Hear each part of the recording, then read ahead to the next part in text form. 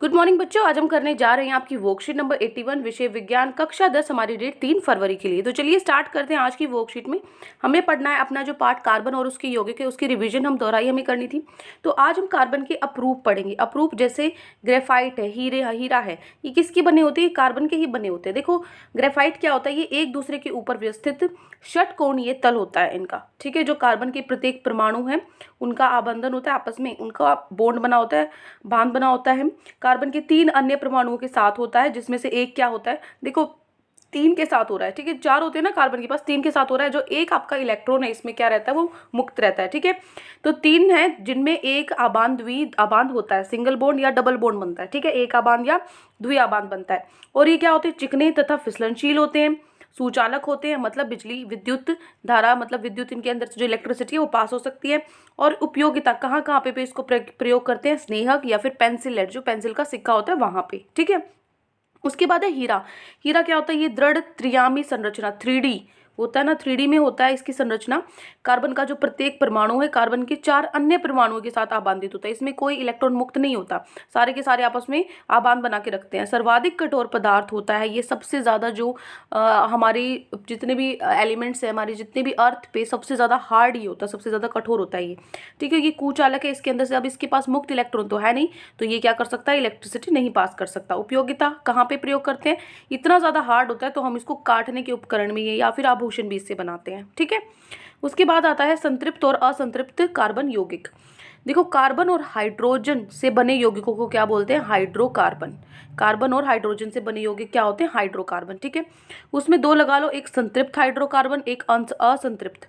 संतृप्त में क्या होता है, जो कार्बन के परमाणु के बीच अगर एकल आबांध है ना, एक बॉन्ड है, एकल आबांध है, तो वो क्या होगा, संतृप्त होगा। जैसे एल्केन है, ठीक है, एल्केन का फॉर्मूला ये होता है। उसके बाद असंतृप्त में क्या होगा, जो अगर कार्बन के परमाणुओं के बीच द्विआबांध या त्रिआबांध होता है, 2 या 3 आबांध आपके होते हैं, दोनों में 2 बनाए हुए हैं, एक में 3 बना लो, 3 आबांध तो होंगे, तो वो क्या होगा, असंतृप्त होगा। इसके एग्जाम्पल जैसे एल्कीन है, एल्काइन है, वो सारे इसके अंदर आ जाएंगे, असंतृप्त के अंदर। एल्कीन का फॉर्मूला ये है, एल्काइन का फॉर्मूला ये है, ठीक है। अब देखो आगे, यहाँ पे संतृप्त हाइड्रोकार्बन की इलेक्ट्रॉन बिंदु संरचना, ये C2H6 बनाया हुआ है। तो यहाँ पे 2 कार्बन है हमारे पास, एक ये और एक ये। 2 कार्बन के पास 4 इसके क्या हैं, इलेक्ट्रॉन खुद के हैं, तो ये 4 हमने बना दिए। इसके पास भी 4 हैं, 1 2 3 4, 4 हैं। तो यहाँ से एक एक हाइड्रोजन ने क्या कर लिया, इसे ले लिया। हाइड्रोजन ने कार्बन के साथ बॉन्ड बनाया, देखो सारे के साथ एकल आबांध बना रहे हैं ना, है ना। इसी तरीके से एथीन जो असंतृप्त हाइड्रोकार्बन है उसमें क्या होगा, या तो द्विबांध बनेंगे या फिर त्रिआबांध बनेंगे।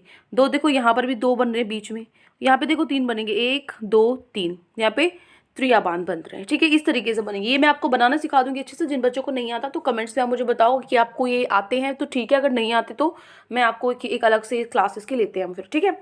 अब देखो अभ्यास करते हैं। पहला प्रश्न है, हाइड्रोकार्बन क्या है, उदाहरण दीजिए।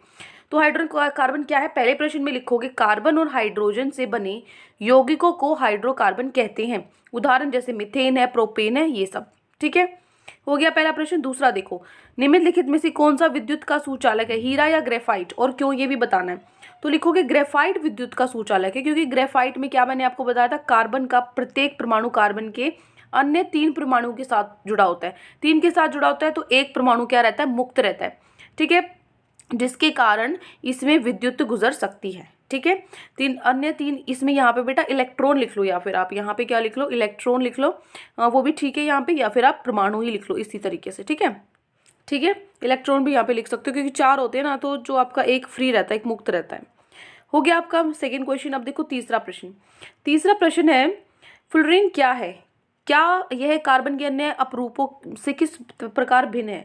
तो देखो फ्लोरीन कार्बन का बहुत ही उपयोगी अपरूप है, उसी का अपरूप है ये। यह एक बहुरूप है जिसका प्रत्येक अणु 60 कार्बन परमाणु का गोलाकार समूह होता है, ठीक है। समझ आ गया। फ्लोरीन जिस तरीके से हमारा ग्रेफाइट हीरा होता है कार्बन के अपरूप, उसी तरीके से ये भी उसका एक कार्बन का अपरूप होता है, ठीक है। चौथा प्रश्न देखो, इथाइन कार्बन व हाइड्रोजन एक असंतृप्त, या फिर दोनों में से बताना था, असंतृप्त या संतृप्त। तो एथाइन तो हमें पता है क्या है, संतृप्त है, सॉरी असंतृप्त है, तो मैंने यहाँ पे क्या लिख दिया, असंतृप्त, ठीक है। यौगिक है जिसमें कार्बन के अणु कितने होते हैं, एथाइन में कितने होते हैं, 2 होते हैं ना, तो यहाँ पे लिख दो कि 2, ठीक है। हो गया प्रश्न 4। अब देखो प्रश्न नंबर 5, एल्कीन, एल्काइन और एल्कीन का फॉर्मूला बताना है। आपके क्वेश्चन में एल्कीन लिखा हुआ बेटा, इसको एल्केन कर लेना है, क्वेश्चन में लिखा हुआ है आपके, तो मैंने वहीं से किया एल्केन, इस तरीके से यहाँ पे कर लेना। यहाँ पे भी मैंने ठीक कर दिया है, एल्केन होगा, क्वेश्चन में ही आपकी वर्कशीट में ही गलत आया है। तो एल्कीन का फॉर्मूला ये होता है, भी मैंने आपको बताया था, एल्काइन का ये होता है और एल्केन का ये होता है। ठीक है, लिख लोगे। प्रश्न 5 हो गया। प्रश्न 6 देखो, संतृप्त और असंतृप्त हाइड्रोकार्बन में अंतर स्पष्ट कीजिए।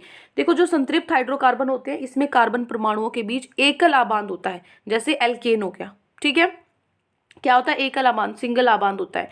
असंतृप्त में क्या होता है, द्वि होते हैं, दो होते हैं, या फिर त्रिआबांध होते हैं, दो या तीन होते हैं। ठीक है, जैसे एल्कीन है, एल्काइन है। ठीक है, ये हो गया प्रश्न नंबर 6। अब प्रश्न नंबर 7 पे चलते हैं। प्रश्न 7 है, निम्नलिखित में इलेक्ट्रॉन बिंदु संरचना बनाइए। ये क्या है, CH4 की। यहाँ पे क्या है, C एक हो गया, H कितने, 4, 1 2 3 4 4 हो गई। एक एक हाइड्रोजन ने कार्बन से ले लिया है ना, और कार्बन ने सारे हाइड्रोजन के एक एक ले लिए, तो टोटल 8 हो गए। इसी तरीके से H2O है, एक O है, हाइड्रोजन 2 है, तो 2 हाइड्रोजन बना दिए। ठीक है, इसके पास 6 होते हैं ना, ऑक्सीजन के पास 2 की जरूरत थी, एक इसने हाइड्रोजन इधर से ले लिया, एक इधर से ले लिया। हाइड्रोजन को 1 की जरूरत होती है, इसने ऑक्सीजन से ले लिया। ठीक है, ऑक्सीजन सारे मिला के टोटल 8 हो जाते हैं ऑक्सीजन की, है ना। 2 हो गई। तीसरा देखो, तीसरे में CO2 है और C3H6 है। CO2 एक C बनाओ और 2 ऑक्सीजन बनाओ।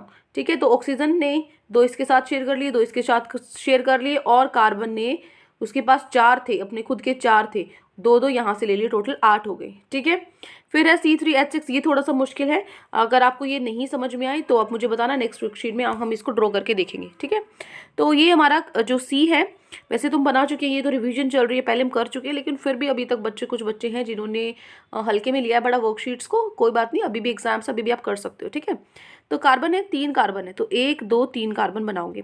H6 है, तो देखो 3, ये 1 2 3 इसके पास हो गई, 2 इसके पास होंगे, एक हाइड्रोजन इसको दे दिया। ठीक है, तो एक हाइड्रोजन ने एक एक कार्बन से ले लिया, हाइड्रोजन तो एक एक ही लेता है, तो देखो एक एक यहाँ पे भी बना लेना बेटा, यहाँ बना नहीं हुआ। ठीक है, ये यहाँ पे बना लेना, इसको ये यहाँ पे बना लेना, ये मैंने छोड़ दिया गलती से। उसके बाद कार्बन ने क्या किया, कार्बन ने अपने जो 8 है वो यहाँ से कंप्लीट कर लिए। ठीक है, हो गया आपके चारों क्वेश्चंस। तो ये आपके 7 क्वेश्चंस थे आज की वर्कशीट में। आई होप आपको अच्छे से समझ में आ गई। कोई भी डाउट है पूरी वर्कशीट में तो कमेंट सेक्शन में आप मुझसे पूछ सकते हो, और अगर आपको वीडियो अच्छी लगी तो चैनल को सब्सक्राइब कर सकते हो, वीडियो को लाइक कर सकते हो। Thank you and have a great day.